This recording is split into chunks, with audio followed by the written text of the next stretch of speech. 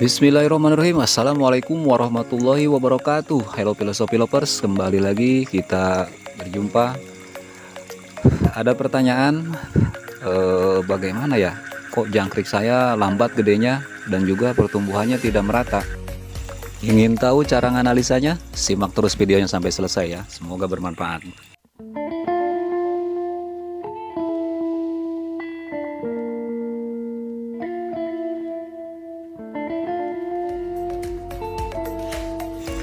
Oke, ada beberapa faktor yang bisa mempengaruhi dari pertumbuhan atau dari laju pertumbuhan jangkrik Anda maupun dari keseragamannya ya. Yang pertama yaitu dari kualitas telur.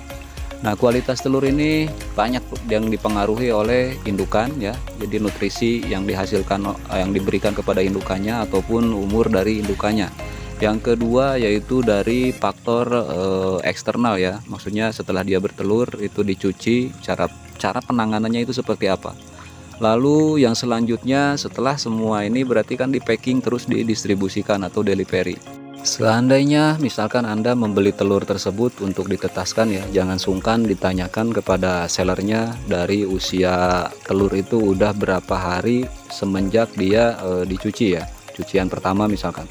Nah, untuk kondisi seperti itu kalau seller yang bertanggung jawab dia pasti akan memberikan penjelasannya ya. Terus di samping itu Anda juga tentu saja harus belajar ya, harus melihat secara fisiknya seperti apa telur yang bagus, ataupun misalkan dari warna ya, dari tampilannya. Itu yang paling mudah dikenali. Setelah Anda yakin bahwa telur itu bagus kualitasnya ya, tolong diperhatikan juga Anda harus paham bagaimana cara perlakuannya. Misalkan kata sellernya itu, oh itu kurang lebih 5 harian lagi akan menetas ya misalkan. Nah, dia udah punya estimasi dan langkah yang Anda lakukan pun itu harus sesuai ya. Jangan sampai telur yang misalkan beberapa yang waktunya singkat mau menetas dengan waktu yang agak lamaan mau menetas dapat perlakuan yang sama. Jadi metode untuk menetaskan pun Anda harus istilahnya mempelajari lagi lebih dalam. Faktor selanjutnya yang harus Anda analisa atau Anda perhatikan yaitu dari media ya. Jadi media di sini juga sangat berpengaruh. Seandainya misalkan jangkrik Anda sudah menetas ya, Anda tempatkan di media, di box ya, boxnya itu sudah berisi media. Seberapa mudah dia itu nanti menjangkau pakan ya, itu yang paling utama. Seberapa mudah dia itu menjangkau pakan, ini sangat sangat penting, karena begitu mereka netas atau misalkan 2-3 hari setelah netas, otomatis mereka itu akan mencari pakan. Nah, seandainya misalkan media Anda terlalu tinggi ataupun misalkan terlalu rapat, itu akan mempengaruhi cara mereka menemukan makanan atau menemukan pakan untuk kelangsungan hidupnya ya. Jadi tolong ini diperhatikan. Yang kedua masih dari medianya ya. Jadi kalau Anda telat memberikan penambahan ya atau jumlahnya yang salah, ini udah saya ulas juga di video sebelumnya trik-triknya ya. Jadi Anda itu harus tahu kapan waktu yang tepat untuk menambahkan media ya. Jangan sampai ketika mereka misalkan harusnya udah bisa molting, Anda telat memberikan penambahan. Nah, di situ salah satu faktornya ya. Jadi ada yang duluan dia ganti kulit dan ada yang lambat. Itu juga bisa menjadi salah satu faktor. Dari telur sudah, dari media sudah ya. Faktor yang ketiga yang harus kita analisa yaitu dari pakan.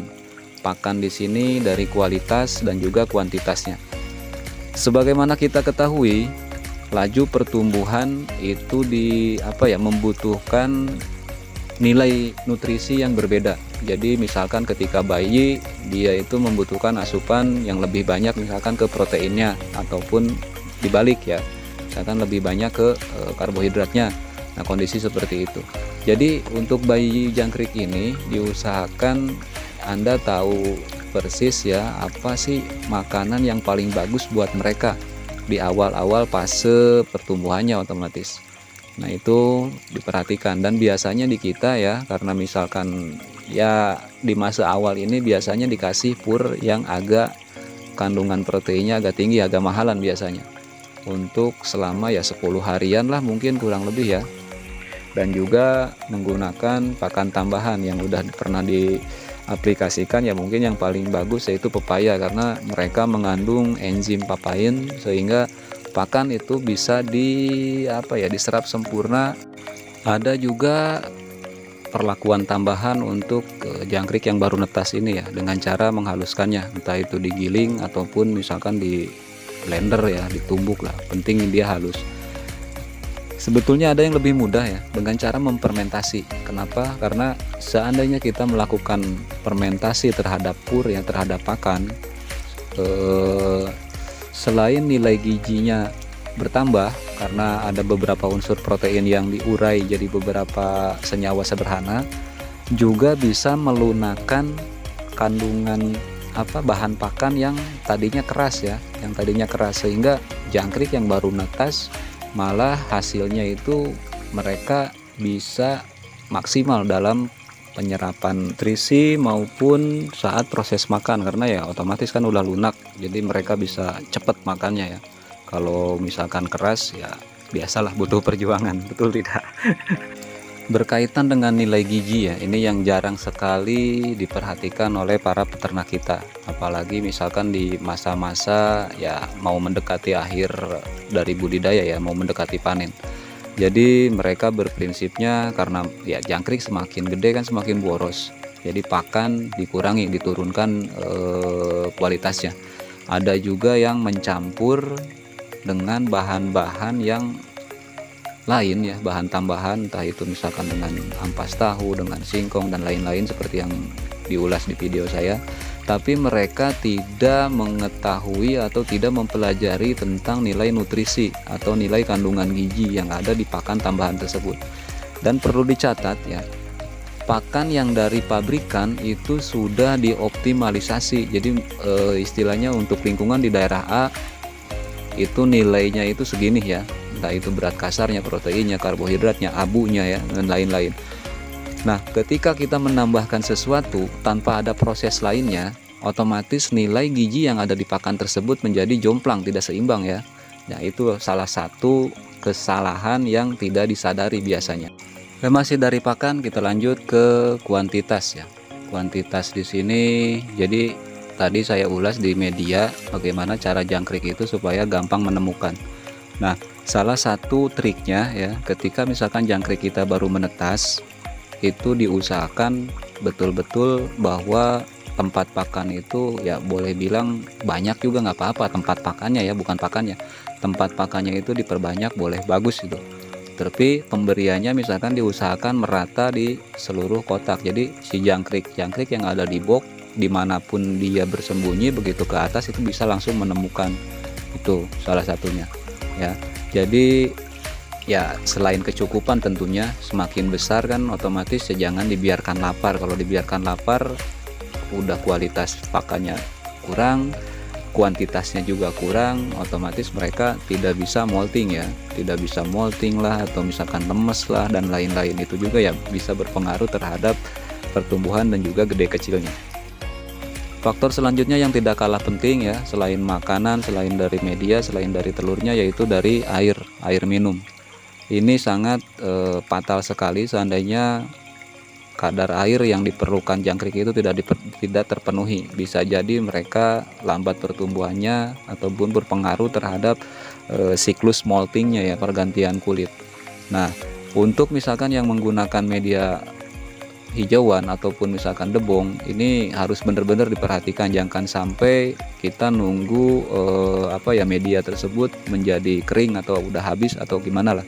Berbeda dengan yang memberikan air minum. Kalau air minum kan ngontrolnya lebih mudah, pengerjaannya lebih mudah ya.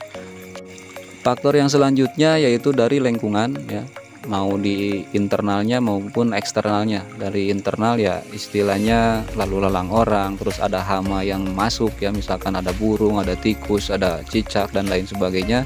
Dari eksternal mungkin di sekitar Anda, entah itu kebisingan atau entah itu ada panas ya yang berlebih atau apalah misalkan dari alam.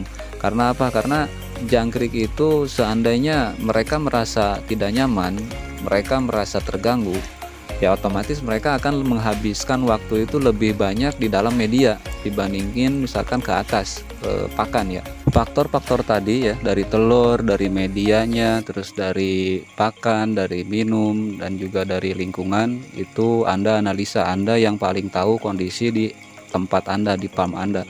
Nah, kalau misalkan Anda udah berkali-kali ya, udah beberapa siklus ya, bisa dibandingkan dengan kondisi sebelum-sebelumnya mana yang paling bagus ya. Itu Anda, makanya saya sering bilang Anda harus punya catatan kecil, harus punya note ya.